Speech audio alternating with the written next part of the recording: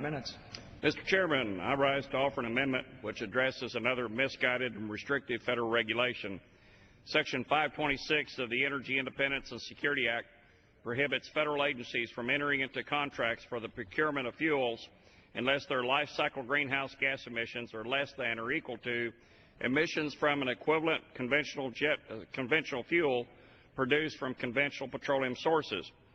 My amendment is simple. It would stop the government from enforcing this ban on agencies funded by the Department of Defense Appropriations bill.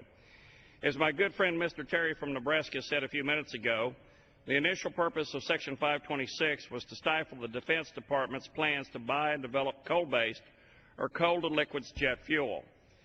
We must ensure that our military has adequate fuel resources and that it can rely on domestic and more stable sources of fuel. One of the unintended consequences of Section 526 is that it essentially forces the American military to acquire fuel refined from unstable Middle East crude resources. I offered this amendment to the fiscal year 2014 Homeland Security Appropriations Bill and the fiscal 2014 Energy and Water Appropriations Bill, and they both passed on the floor of the House with strong bipartisan support.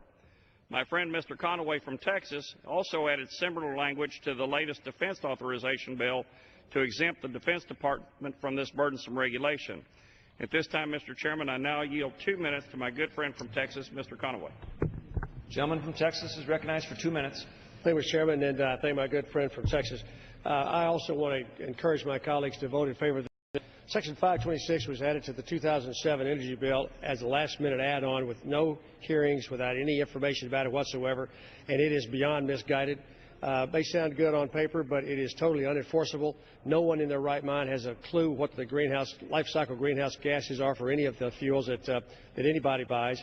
And quite frankly, as we blend crude oil sources at a refinery to run through the refinery on the most efficient basis, there is absolutely no way to separate out the gasoline, jet fuel, diesel that comes from that refining that would be required if, say, some crude oil, let's assume for the sake of this conversation that we actually get the Keystone Pipeline done, some of that oil from Canada starts flowing south into our refineries.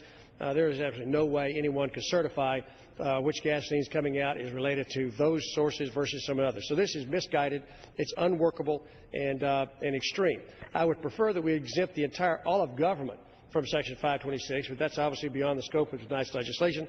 And I want to thank my friend Mr. Flores, Mr. Hensling, Mr. Gingrey for, again, proposing this striking or exempting Department of Defense from the misguided requirements in Section 526.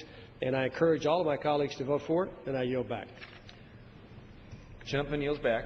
Mr. Chairman, as we said earlier, this amendment is a simple fix, and that fix is to not restrict our fuel choices based on bad policies or misguided regulations like those in Section 526. Stopping the impact of Section 526 will help us to promote American energy, grow the American economy, create American jobs, and become more energy secure. I urge my colleagues to support my amendment, and at this time I reserve the balance of my time.